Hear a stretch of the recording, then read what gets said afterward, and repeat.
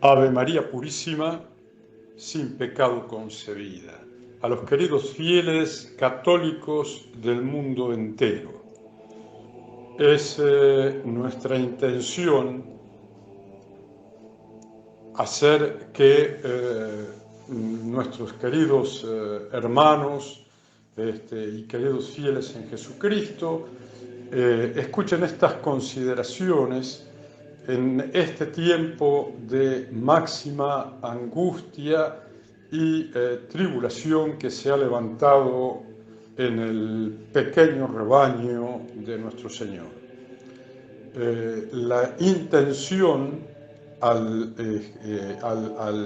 decir esto es llenar de esperanza los corazones. Así que vamos a hacer unas breves consideraciones que esperamos realmente redunden en beneficio de las almas de los fieles católicos.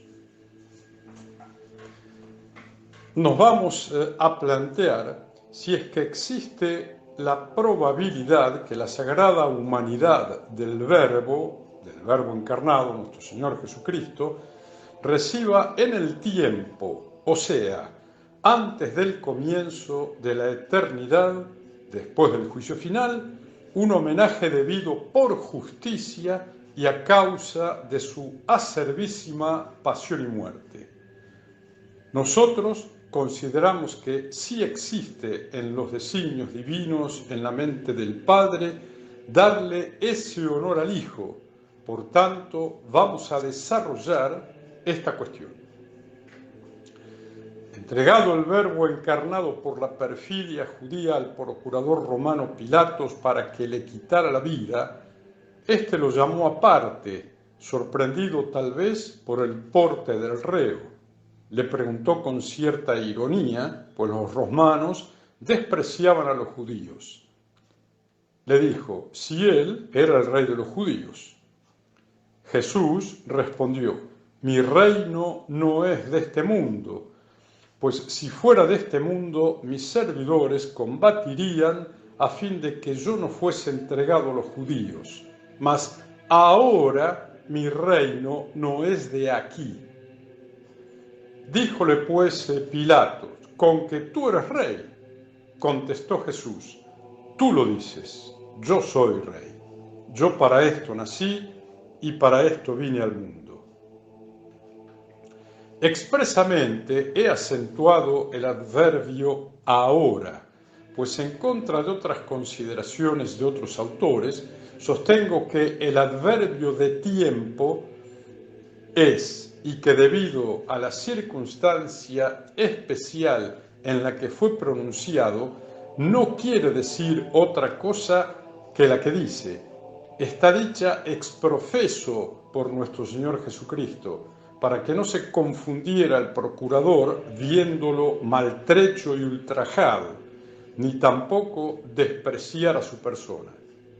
Y me fundamento en decir esto porque el que tenía poder de hacer bajar 12 legiones de ángeles para defenderlo, no lo hizo. Y a San Pedro, el día anterior, le había dicho, mete tu espada en la vaina. ¿No he de beber el cáliz que me ha dado el Padre?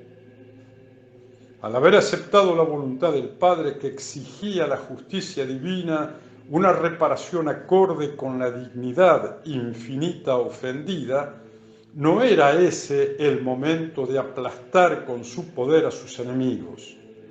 ¿Acaso, y tan solo para muestra, cuando fueron a prenderlo en el huerto de los olivos y les dijo, yo soy, ¿no cayeron por tierra al solo decirles eso? ¿Qué es lo que no hubiera podido hacer de haberlo querido? Pues el Padre desde toda la eternidad había constituido en Señor y Rey, principio, centro y fin de la creación entera. Pero los tiempos y momentos del Padre no eran esos para que el Hijo ostentara su reyesía, pues había entregado su sagrada humanidad como instrumento unido a su divinidad para obrar la redención con su pasión y su muerte. Su reino en la tierra en ese momento no era más que una semilla de mostaza. Sus amigos lo habían abandonado, el jefe de ellos lo había negado 3 veces y otro lo había entregado por dinero y con un beso. Por tanto, el adverbio ahora está oportunamente pronunciado por el manso Cordero. No eran precisamente esos los tiempos y momentos de mostrar que el Padre le había dado todo poder en el cielo y en la tierra, y no negaba al decir ahora el reino del que todos los profetas habían anunciado que sería en esta tierra. El mismo arcángel San Gabriel, el día de su encarnación, le había dicho a su madre: el Señor Dios le dará el trono de David su padre y reinará en la casa de Jacob por los siglos, y su reinado no tendrá fin. El trono de David y la casa de Jacob no están en el cielo. No es una alegoría, sino una afirmación categórica que su reino será en la tierra y que dominará de un extremo al otro de la tierra. Pero no era entonces el momento de ostentarse, aunque no obstante, y para escarnio de los judíos, el procurador romano puso clavado en la cruz su título de rey. Preguntamos, ¿acaso la Iglesia no es el reino de Jesucristo en la tierra? Concedo y distingo. Muchos santos padres identifican iglesia y reino, lo cual es la verdad, pero el reino por el que le pregunta Pilato es según la especie que él conocía, y de hecho estaba sometido a un rey, que era el emperador romano. Entonces Jesucristo no niega que es rey, pero no de esa naturaleza. Por eso dice, ahora no es de aquí. El aquí, es decir, en esta tierra, ciertamente no es el ahora de ese momento histórico, pues ni siquiera estaba establecida la Iglesia. Aquí y ahora es la respuesta de Jesucristo, que no son opuestos, sino futuros. Al decir aquí, está confirmando que su reino es en esta tierra. Luego de su resurrección, durante el tiempo que media a la diestra del Padre, los fue instruyendo a los apóstoles sobre las características que tendría. A San Pablo le mostró cómo la apostasía y el hombre de pecado querrán acabar con este reino, y a San Juan le revela que la magnificencia de su reino la tendrá después de su vuelta, cuando con los resucitados y los vivos transformados, junto a él reinen y juzguen. Y ese será el tiempo en que se cumplan todas las promesas aún incumplidas. Yo soy rey, para esto he nacido, y para eso vine a este mundo. Los primeros cristianos ansiaban ver ese día y se santificaban para poder entrar. Los mártires derramaron su sangre por este rey. Las vírgenes de todos los tiempos volaban tras este rey al olor de sus ungüentos. La Edad Media, teniendo como reina de las ciencias a la teología, hacía inteligible las palabras de este rey. Los cruzados se pusieron la cruz en el pecho y se fueron a reconquistar el lugar donde este rey había pisado. Y todos los doctores, confesores y teólogos vivieron siguiendo los pasos de este rey para andar como él anduvo, enardecidos de amor sobrenatural sus corazones. Conquistaron imperios, derribaron supersticiones y altares construidos a los ídolos, y los cristianos, previos a la parusía, para ser dignos herederos de todos estos gigantes de la fe, debemos desear que los nuestros sean los últimos tiempos en los que todos aquellos quisieron vivir y morir. La voluntad del Padre es que todos sean uno en Cristo. Eso ha hecho la Iglesia a lo largo de los siglos, predicando el Evangelio de salvación a todas las naciones, que es una de las señales del fin. Y a San Juan le revela acerca de las cosas que han de suceder pronto, pues el momento está cerca. ¿El momento de qué? De los tiempos y momentos que el Padre se ha reservado para darle al Hijo en la tierra el reino anunciado por los profetas, y le dice que es de las cosas que han de suceder pronto. Esto hacía que nunca decreciera el fervor de los cristianos aguardando la vuelta de Cristo, pues cada generación creyó que el momento podía ser ese, porque el Señor había dicho: no conocéis los tiempos y momentos que el Padre tiene reservados para ese fin. No obstante, advierte que debían estar atentos a las señales para no ser como las vírgenes imprudentes que no llenaron de aceite sus lámparas y no pudieron entrar a las bodas, porque la luz de su fe se había apagado. Lo que hace conocer las señales y estar atento a ellas es que nuestro Señor ya las anunció, y a San Pablo le revela que la señal más clara de su próxima manifestación o parusía será una apostasía generalizada, como dice en la segunda a los Tesalonicenses, capítulo 2. Es la prueba que le revela San Juan en Filadelfia, capítulo 3 del Apocalipsis, versículo 10. Lo que ha de venir sobre todo el orbe, y que sólo recibirán la corona del triunfo sobre la apostasía los que han guardado la palabra de la paciencia mía, que no han manchado sus vestidos con la corrupción de la ramera y no han negado su nombre. San Pablo indica que hay, o había, dos obstáculos que impedían la culminación del misterio de iniquidad que comenzó en el paraíso, que es la aparición del inicuo, el adversario de Cristo. Y sabemos por San Juan que esos dos obstáculos son los que ha quitado la ramera con la intención de destruir a la verdadera Iglesia católica luego de la muerte del último Papa legítimo, su Santidad Pío XII.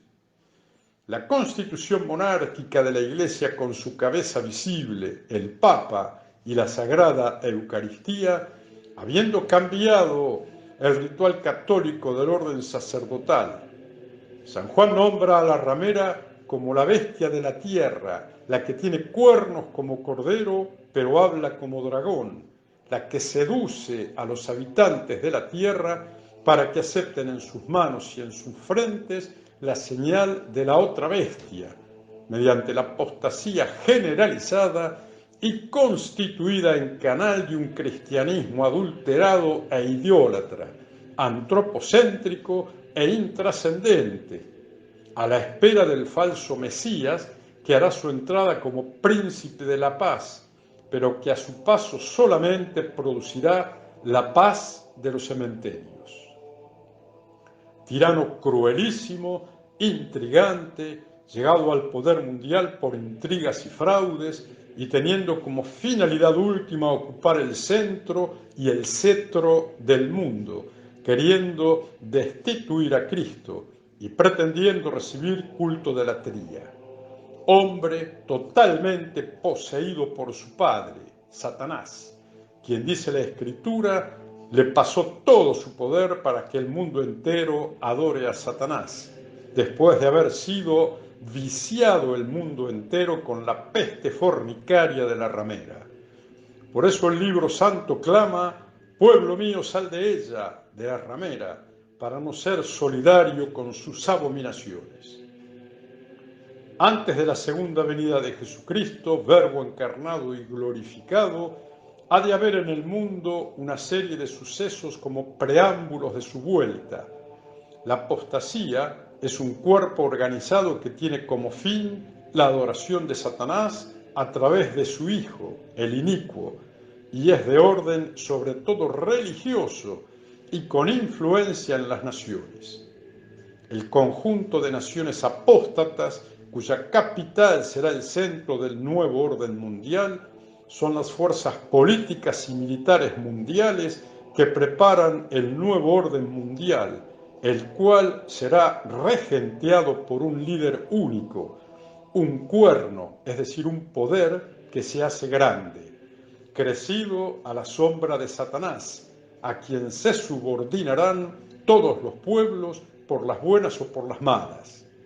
Es el cuarto caballo del Apocalipsis y corresponde a la cuarta bestia del profeta Daniel. Es el anticristo que querrá reemplazar a Cristo y ser adorado como si fuera Dios.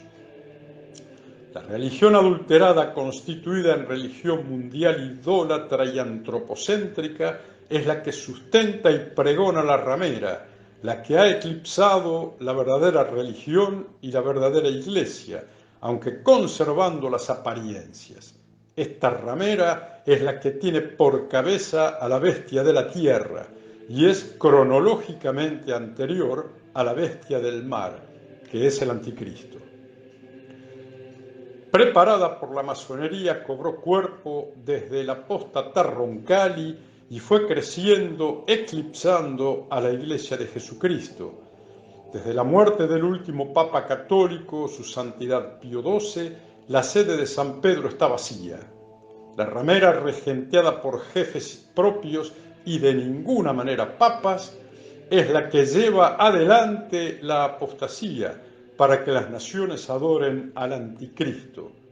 Será el falso profeta, la bestia de la tierra, o último jefe de la ramera, quien entronice al anticristo, la bestia del mar, como el Mesías esperado y príncipe de la paz, y se complete la abominación de la desolación, culminando con el misterio de iniquidad, como dijimos. Entre tanto, la aseveración categórica de Jesucristo ante Pilato sigue flotando en el aire y en las almas de los que claman con la esposa: «Ven, Señor Jesús, adveniat regnum tuum». La divina providencia hace que suaviter et fortiter los designios se cumplan en su creación. Algunas veces actúa directamente y otras a través de las causas segundas, que provocan acontecimientos de los que se sirve la mano omnipotente de Dios para llegar al fin establecido desde siempre en su mente, parte por misericordia y parte también por justicia. La apostasía, individual o colectiva, cuando es consciente, deliberada, voluntaria y pertinaz, se aparta del ámbito de la misericordia. Entonces solo queda lugar para aplicar la justicia. Las pestes, terremotos, guerras y la furia de la naturaleza son avisos de conversión, pero la ramera ha distorsionado tanto los conceptos que nadie piensa en convertirse. No hace falta, dice la ramera, Dios es el mismo en todos lados y en todas las religiones. Tenemos que salvar a la madre tierra, etcétera, etcétera. Y las masas, seducidas por el embaucador, como lo llama San Juan, no alzan los ojos y están ciegos para ver las señales. Todo se está preparando para que el Pantocrátor derrame su ira. Es lo que la Escritura llama el juicio de las naciones. Que Jesucristo, es decir, el Verbo encarnado, resucitado y glorioso, ha de volver, es un dogma de fe, y lo repetimos todos los días al rezar el credo y lo pedimos al rezar el Pater Noster. Por tanto, volverá a esta tierra que lo ha visto sufrir la pasión más dolorosa y la muerte más afrentosa, no ya como el manso cordero entregado a Pilato, sino como Rey de reyes y Señor de los señores, para juzgar y reinar. Y ya aquí tenemos necesariamente que hacer una distinción entre esos dos momentos, porque no es uno y el mismo en el tiempo, aunque sean dos propiedades del Rey. La segunda venida de Jesucristo en gloria y majestad será el fin de la tiranía del anticristo, después que haya dado muerte a los dos testigos en Jerusalén. Para este tiempo y debido a la predicación del profeta Elías, Israel entrará a la iglesia. Por eso Jesucristo había anunciado a los judíos: no volveré a vosotros hasta que digáis, bendito el que viene en nombre del Señor. Pero para que Israel entre a la fe y los gentiles convertidos por la predicación de Enoc, la Iglesia Católica debe estar completa. Es la esposa engalanada que espera las bodas y ciñe una corona, la cual es el triunfo prometido en Filadelfia. Por tanto, nosotros estamos embarcados en este combate contra la apostasía de la ramera y dispuestos a hacer todo lo posible para que la esposa del Cordero tenga su cabeza visible cuando salga al encuentro de Jesucristo a su vuelta. A esta guerra nos convoca el Verbo de Dios. Una vez lanzados vivos por la manifestación de Jesucristo, el falso profeta y el anticristo, al infierno, el estanque encendido con fuego y azufre, caen. Satanás es encadenado en el mismo infierno por 1000 años, dice el texto, y no hay por qué entenderlo metafóricamente, ni es una alegoría. Y todos los reinos de la tierra, dice el profeta Daniel, pasan al Hijo del Hombre, que no es otro que Jesucristo. Y la Iglesia, reino suyo, comienza a cobrar magnificencia y esplendor como nunca antes lo tuvo en esta tierra. Son los tiempos y momentos que el Padre se tenía reservados. Aquel ahora dicho a Pilatos quede realizado aquí en la tierra. El honor a la sagrada humanidad del Verbo queda saldado en justicia.